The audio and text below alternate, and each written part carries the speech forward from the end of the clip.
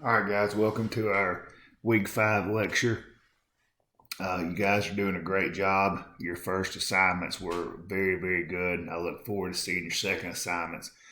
The first 4 weeks, like I mentioned, we have pretty much spent our time learning about our organization, our customers. Now, our last 4 weeks, we're going to start to learn about the actual process or processes of starting to market what it is we do. And so the first one that we need to learn about is the concept of branding. And so this lecture is going to give you kind of an overview of what branding is, and then some real specific strategies for how to do it. So we usually think of brands as logos, and it is kind of a name or a mark or a logo that's associated with something that differentiates it from something else or differentiates it in the marketplace. Um, it could be color, it could be um, a slogan, it could be um, you know a style of play. There's a ton of things that go into what the brand is. And really, what's important about a brand is that it triggers a feeling or an attitude or a thought that's positive about a product. And this is developed a bunch of different ways. It's developed by consuming the product, and it's developed by a bunch of the ancillaries around the product. And so, what everybody is trying to really do is achieve brand equity. And what that is kind of the assets or the liabilities that are linked to the brand, and they can be positive, excuse me, or they can be negative. And what an organization is trying to achieve is basically a strong image in a person's mind. Now, tonight, I'm making this lecture on Sunday. Tonight is the Super Bowl. You're going to notice, people paying $5 million for a 30-second commercial. And none of those commercials will tell you where you can buy anything. So, for instance, the beer commercials don't tell you how much the beer is or where you can buy it. The car commercials, the same thing. They're trying to essentially develop their brand. So it's the top of your mind when you start to think about those type of things. So having a strong brand equity does a lot of things for us. One is it allows us to, if we're in athletics, it allows us to deal with less drops in revenue when we have hard times. And this really goes with any product. So you'll see teams that continually have terrible losing records, but they don't lose any revenue. It allows us to be able to charge a higher price. It'll give us more interest from the corporate world if we have a strong brand, meaning, and we'll get into this more with sponsorships, but it'll allow us to be able to to partner with sponsors, and it'll provide us opportunities to license our merchandise if we have that ability, because there is a need or a want for that merchandise. This is just a table showing some kind of prices in the highest prices in professional sports during this time period, and just understand that winning doesn't necessarily make a great brand, and losing does not necessarily hurt a brand. We're looking to build a brand that's not affected by any of those. So we're trying to develop this brand equity. We're trying to develop brand awareness, meaning we want people to look to our brand, to expect high things from our brand, and to know our brand exists. And we do this by kind of starting to create an image. And this is basically everything that's good about our product. And we want people to know those things, and to recognize us by those things. And so there are a lot of stuff that can go into this, and this differs. And again, this is geared a little bit toward athletics, but you've got to be able to branch out of that and put that into working for a recreation department or a contact lens store or anything else you guys are associated with. So obviously we know the logos, the marks, nicknames. It could be the people who own the business. It could be the people who work there or players, head coaches. It could be, rivalries we have people. It could be all the stuff that goes around a game or an event or inside a business, all of the ancillary stuff, how clean it is, how friendly people are. It could be the actual business, arena, stadium itself. How inviting is it? Does it provide you with something where you feel like it's unique? That's something you want to continually go back to. And then there's these associations with your brand. Why is it people identify with it? Is it something they've always done? I know people who buy things from the same businesses every single time because I do the same thing where I go get tires from the same place every single time because they do a good job. Are they using your product or your brand because it provides a social opportunity for them?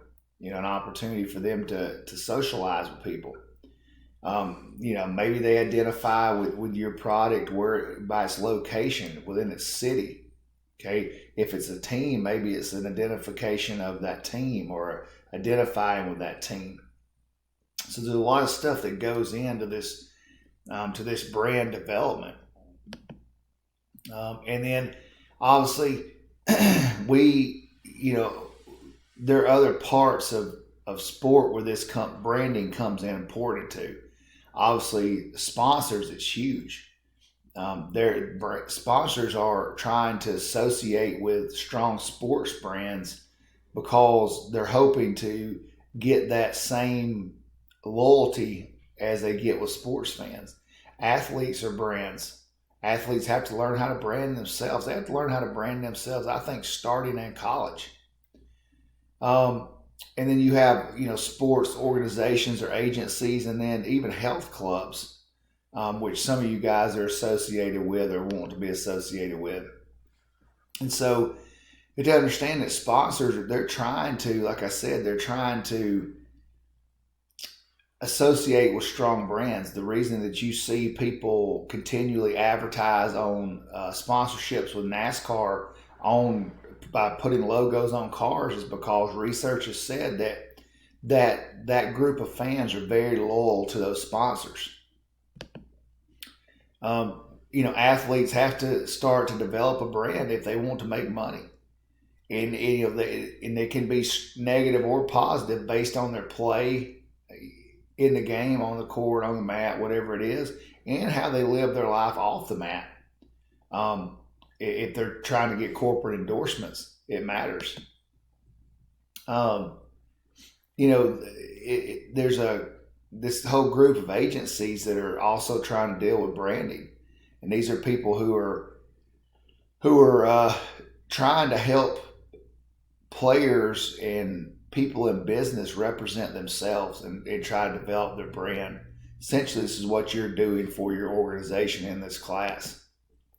And then if you're associated with health clubs, or this could be recreation departments, it could be anything associated with that side of sport, they're looking for a lot of things. The branding part for you looks at what kind of services do you offer? What kind of equipment is provided?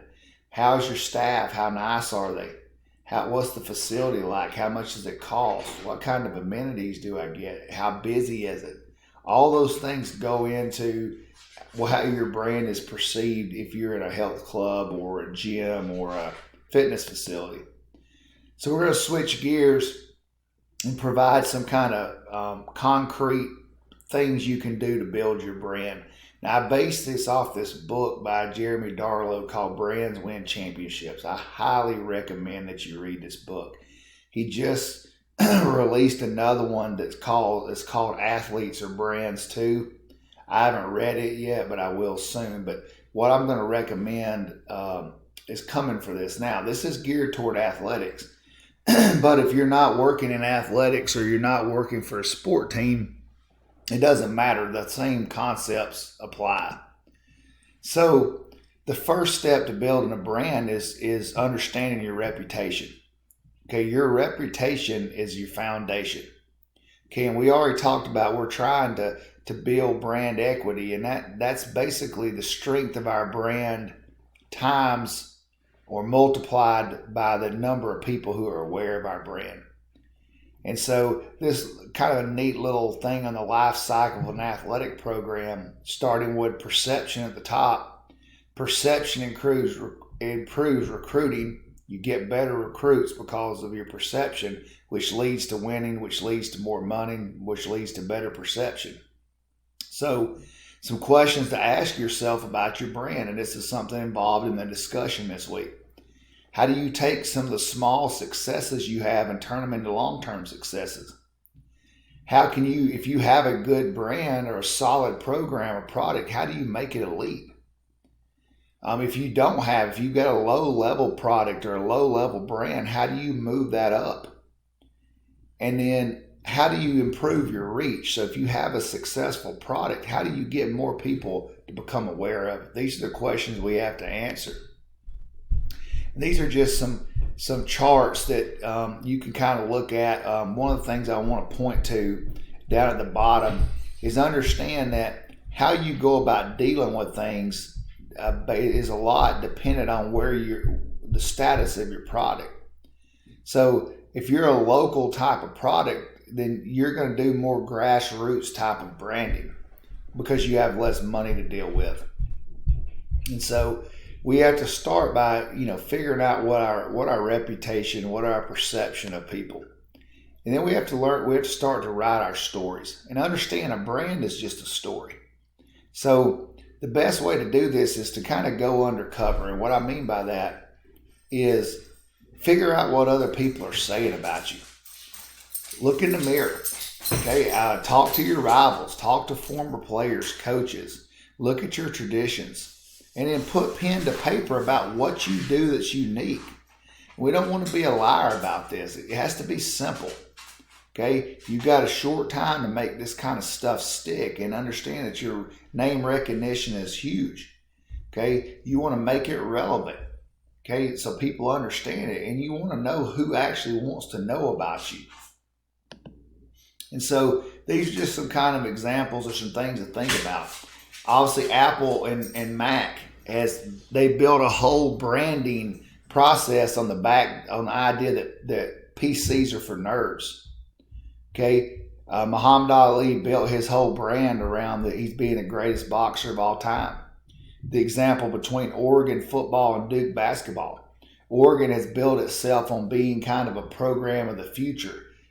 Fancy uniforms, high technology, where Duke is this very buttoned down, driven program on and off the court. And so understand that you don't have a whole lot of time to get people. You got about 8 seconds of time span for people. So we want to figure out, who's reading this? Okay, who are we really trying to market to? Who is it that's most important for our brand? Well, I can tell you, if you're in college athletics, the most important people you should be marketing to are your recruits. Okay, they should be high school kids, because if you get them on campus and you get them the right people on campus, everything else will take care of itself. So after we write our story, we've got to learn to tell our story. Okay, we only really get one chance to make a great impression. So it's a concept of consistency plus frequency. Meaning we want to have a consistent message that we're constantly putting out there. Okay, and what your audience sees is what you are, guys. So we want to put our logo out there everywhere. We want to make sure the colors are right.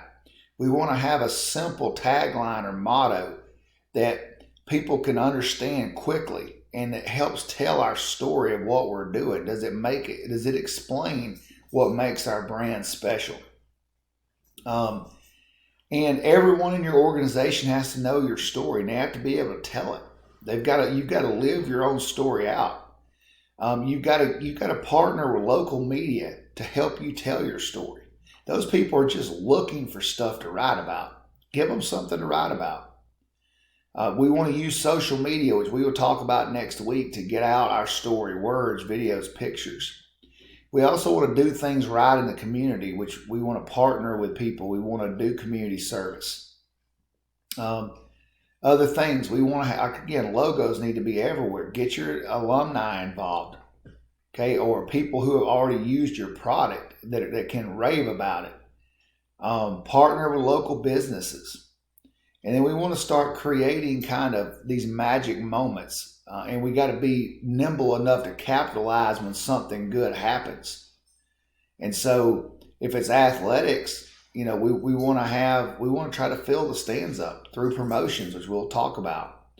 Unique entrances in and out of arenas. Okay. And then we have to be able to put out new content about our product constantly. And we want to tease that out there. So we want to announce that we're going to put out new content. Okay. And then we want to kind of sustain that drumbeat of, hey, we're going to get this content out here. And then we want to actually launch the new content. So just some things that and I'll put this up here without the video so you guys can see it. Just another way to just a graphical view of what we just talked about. So guys, this kind of gives you an overview of branding. This will make a lot more sense as we start to talk about concepts like social media, creative media, promotions, sponsorships. But the idea at the end of this whole class is that we have a marketing plan put together for your organization. It's combining everything we've done so far with branding, social media, promotions, and sponsorship. I look forward to seeing your assignments.